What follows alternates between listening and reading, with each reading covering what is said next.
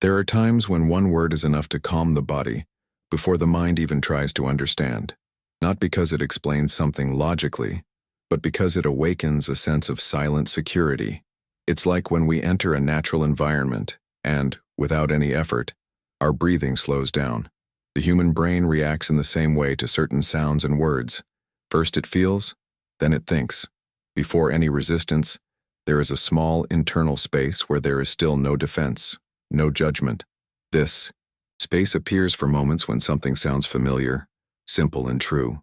Some words do not clash with the mind. They pass around her. They don't try to convince. They don't try to correct. They don't try to dominate. They just present themselves, and that's why they are accepted. In modern life, we are accustomed to hearing words that push, pressure, or demand an immediate response. This creates automatic tension. The body closes down, the brain activates protection, and listening becomes superficial. But when language is born from a more natural rhythm, something different happens. Attention is not forced. It is offered. On the spiritual path that observes nature as a teacher, words were never used to impose ideas. They have always functioned as subtle signals, capable of guiding without pushing. Simple sounds, charged with calm intention, have the power to create a field of listening where the mind does not feel the need to resist. There is no attack. Therefore, there is no defense. The brain relaxes when it realizes that it doesn't need to protect itself. It is in this state that true listening happens. Some Shinto words act exactly like this. They do not go through logic, but through sensation. They do not speak directly to accelerated thinking, but to the internal space where silence still exists. Throughout this video, you will be invited to observe this phenomenon calmly. It's not about learning techniques or memorizing terms, but about understanding how certain sounds awaken natural receptivity. If at any point you feel like you are simply listening without effort, it is a sign that something inside has already recognized the path. If you feel like there is something invisible influencing your days, even if you don't know how to explain it, stay here. Listen without rushing. Allow these words to find the place where no resistance is needed. Before any word is understood, it is felt. The human brain reacts to sound long before it reacts to meaning. The intonation, rhythm, and smoothness with which something is said first reach the nervous system, creating an internal state that decides whether there will be openness or resistance. This is why we often trust or reject someone without knowing exactly why. The body has already responded before the mind formulates an explanation. Sound has this power because it doesn't need permission to enter. He crosses. It does not ask permission to logical thinking. It vibrates in the ear, spreads throughout the body, and creates an internal climate. When the sound is aggressive, the body prepares to defend itself. When it is calm and natural, the body understands that there is no danger. The listening then deepens. In nature, almost nothing sounds like excess. The wind doesn't scream. The water doesn't force. The natural sounds follow a rhythm that does not demand attention, but invites it. The human brain evolved by listening to these patterns. Therefore, when language approaches this same rhythm, something internal recognizes it. It's as if the body says, "This is safe. This is familiar." Some words carry this effect not because of their literal meaning, but because of the way they fit into this natural rhythm. They don't break the inner silence, they just lean on it. They do not compete for space with thought. They do not try to dominate it. They just occupy the right place at the right time. When someone speaks harshly, too directly, or with hidden intent, the brain activates filters. Attention closes. But when speech comes smoothly, without urgency and without imposition, these filters dissolve. Listening becomes spontaneous. There is no effort to listen. Listening happens. This is why certain spiritual traditions have always valued tone of voice more than quantity of words. The right sound creates a state of receptivity. In this state, the mind does not need to be convinced. She simply follows along. Resistance does not disappear by force, but by the absence of threat. In modern everyday life, we are exposed to fast-paced, competitive, and tension-filled language. This trains the brain to remain on constant alert.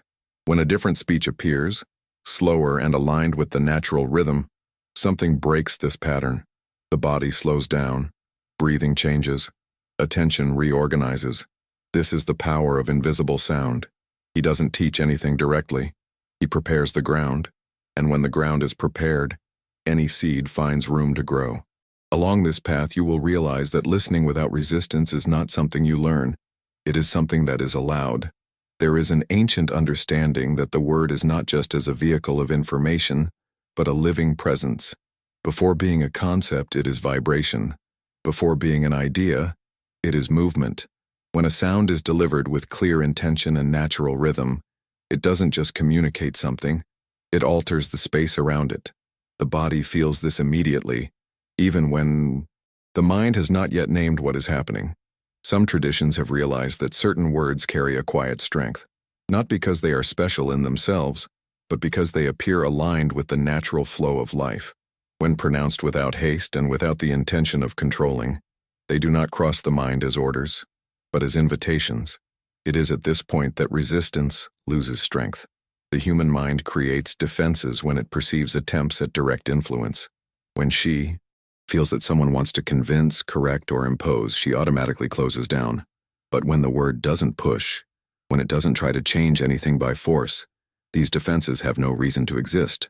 Listening happens naturally, almost involuntarily. The principle behind this is simple. The brain reacts more to perceived intent than literal content. If the intention carries urgency, dominance, or expectation, the mind arms itself. If the intention carries presence, clarity, and respect, for the other's internal time, the body relaxes. The word then finds space to resonate. Therefore, certain words seem to effortlessly attract attention. They do not activate accelerated thinking, but the state of observation. They do not require an immediate response. They do not ask for agreement. They just remain like a distant sound that you notice without having to turn around to look. This type of language does not seek to occupy the center of the mind.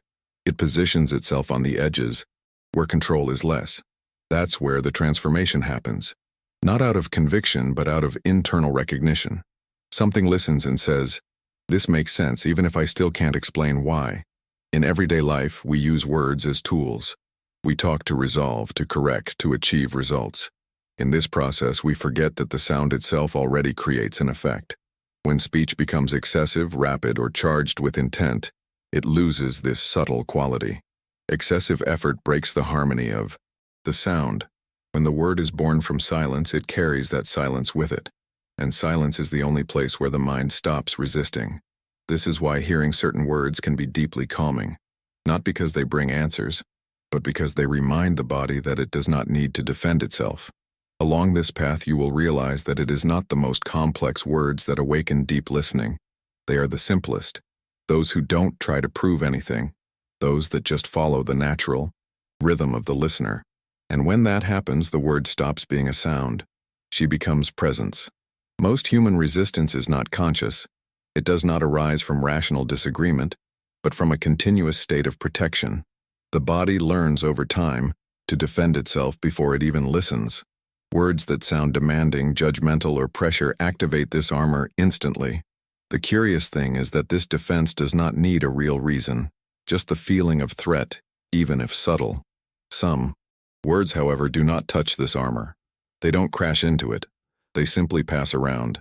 Instead of confronting the ego, they work around it. Instead of challenging the mind, they let it rest. These words do not ask for attention. They allow attention. And that's exactly why they work. When a word carries ideas of purity, path, presence, or gratitude, without being used as a moral concept or instruction, it creates an internal softening effect. The brain does not understand these words as orders, but as possible states. There is nothing to defend because there is nothing being demanded. The armor, without function, begins to relax. The modern mind is accustomed to verbal battles, opinions against opinions, truths against truths. This creates a habit of constant tension. Even when someone says something neutral, the body is already preparing to react. In this context, words that do not participate in this game cause strangeness, and it is in this strangeness that the defense fails. These words do not seek to convince. They do not try to change beliefs directly. They only point to a simple and universal internal experience. Presence does not require agreement. Silence does not ask for permission. Gratitude does not oblige anyone to do anything. Therefore, they enter where arguments do not enter. When someone hears a word that does not carry an attack, the brain reduces vigilance activity. Attention is no longer rigid. Breathing deepens, even if the person doesn't realize it. This is the moment when true listening happens, not because there was effort, but because the effort ceased. There is a clear difference between talking to break through defenses and talking to avoid creating defenses. Most communication attempts fail because they try to overcome resistance. These words do the opposite. They don't try to win anything. They just remain available, like an open door that doesn't invite anyone to enter, but also doesn't block the passage. In the middle of this process, something important happens. When you listen without resistance, it's not just the external message that comes in. You also get to hear what happens inside. Thoughts slow down, emotions reorganize. External listening creates space for internal listening. If this idea resonates with you, not as a concept, but as a bodily sensation of opening, it is a sign that something has already awakened. It is not necessary to understand everything now. Just notice how certain words don't get tired. They don't demand it. They don't pressure. They just follow along. Along this path, you may begin to notice which words create tension and which create space.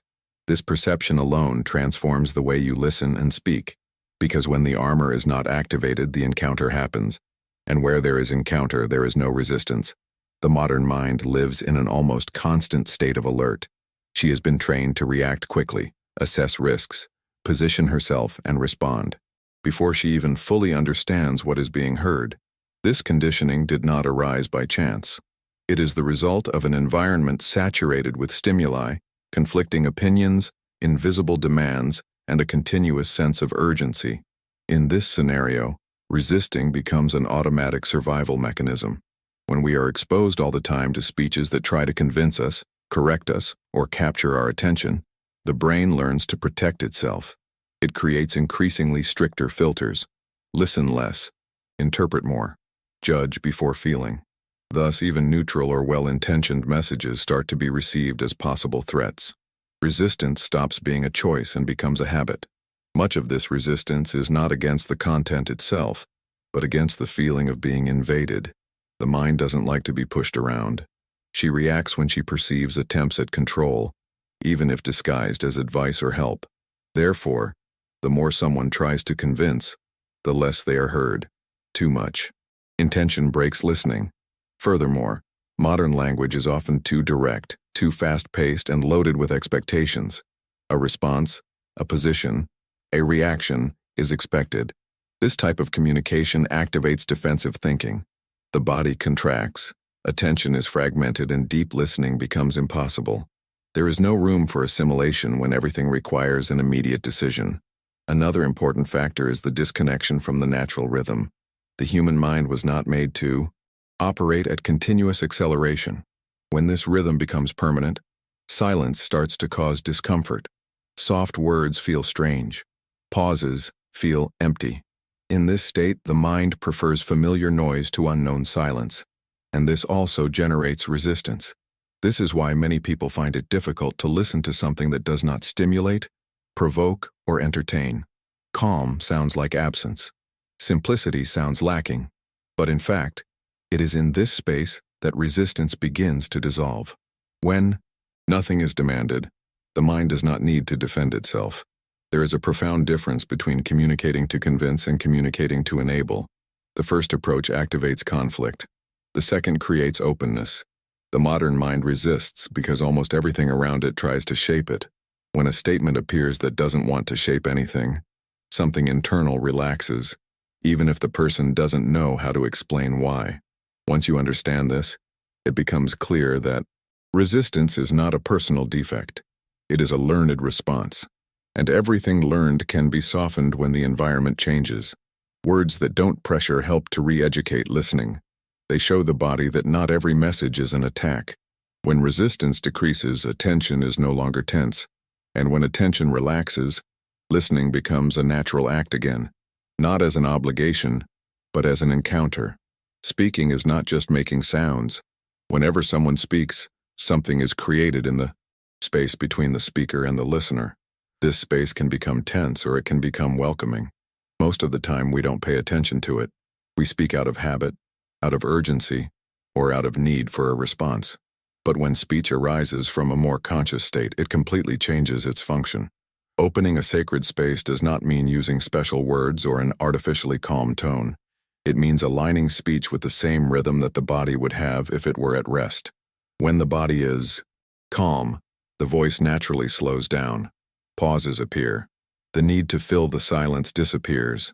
It is in this type of speech that listening deepens. Knowing when to speak is as important as knowing when to silence. Silence is not the absence of communication. He is part of it. When someone speaks without leaving space, the other person's mind cannot follow. When there are pauses, the brain has time to feel before thinking. This reduces resistance and creates presence. Speaking in a way that is aligned with nature also means not competing for attention. Modern language tends to compete for space. She wants to be heard, validated, shared. This impulse creates tension. When speech does not seek immediate results, something changes. Listening stops being an arena and becomes an open field. There is also a difference between speaking to teach and speaking to share an experience. When someone speaks like someone who teaches, there is an implicit hierarchy. When you speak like someone who shares, there is an encounter. The body notices this difference instantly. The hierarchy activates defense. The meeting dissolves. Listening is part of this same movement. Truly listening is not preparing a response while the other person speaks. It is allowing sound to pass through without interference. This requires presence. It requires that the mind is not busy trying to position itself. When someone feels truly heard, their speech softens. The space regulates itself. In everyday life, this may seem simple, but it is profoundly transformative. Reduces conflicts, deepens connections, and, above all, it returns language to its original function, creating a bond. When we speak as someone who opens a sacred space, we don't need to convince anyone. Presence does the work. This form of communication is not fast. She doesn't serve in a hurry. It demands that time be respected, but in return, it creates something rare in today's world. Listening without resistance. When this happens, even silence becomes meaningful. If you start to apply this even in a subtle way, you will notice immediate changes. Conversations become less tiring. Words weigh less. And you will often find that less talking produces more understanding. Because when the space is open, it is not the quantity of words that matters, but the quality of the presence that accompanies them. Along this path, it became clear that listening without resistance is not a skill that can be achieved with effort. It is a state that arises when something inside stops fighting. The words that spark openness are not stronger, more intelligent, or more elaborate. They only respect the internal time of the listener. And that changes everything. When language stops being used as a tool of control, it returns to its simplest origin: connection. At this point, speaking and listening are no longer separate actions. They become a single movement, silent and natural. Resistance does not disappear because it was overcome, but because it found no reason to exist. Maybe now you realize that often it's not the content we reject, but the way it reaches us. When the word carries urgency, expectation, or imposition, something closes. When it carries presence, clarity, and respect, something opens. This something does not belong to the accelerated mind. He belongs to a deeper space where listening is not dangerous. This space has always been there. It was just covered by excess noise, rush, and tension. When the right sound finds that place, there is no conflict. There is recognition, not as intellectual agreement, but as a bodily sensation of alignment. The body understands before the mind. If you take anything away from this video, let it be this. Notice how you speak and how you listen. Observe which words tire you and which calm you down.